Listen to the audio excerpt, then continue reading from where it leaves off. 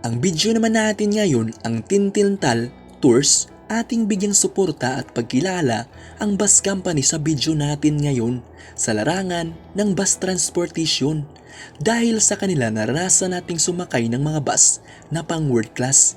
Ating alamin anong uri o klase ng mga bus mayroon sila ngayon, ang kanilang pangunahing ruta. Pero bago tayo magsimula sa ating video, intro muna tayo mga kabus fanatics.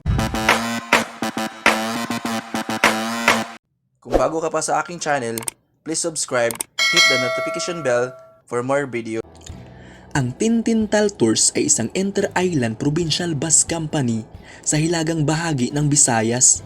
Ang kumpanya ay isa sa pinakabagong inter-island provincial bus company sa bansa na nagpapatakbo ng mga air-conditioned bus sa kanilang mga rutang siniserbisyuhan sa araw-araw mula Metro Manila papuntang probinsya ng Leyte. Narito ang mga air-conditioned bus units na maaari nating masakyan sa ating pagbiyahe sa Tintintal Tours ang sumusunod. Kinglong XMQ 6101Y3 na isang air-conditioned bus. Santa Rosa Motorworks Incorporated Nissan Diesel Expo na isang air-conditioned bus. Hyundai Universe Express Luxury na isang air-conditioned bus. Yutong ZK 6119HE na isang air-conditioned bus. Hyundai Universe Express Prime na isang air-conditioned bus. Hager KLQ 6109 na isang air-conditioned bus.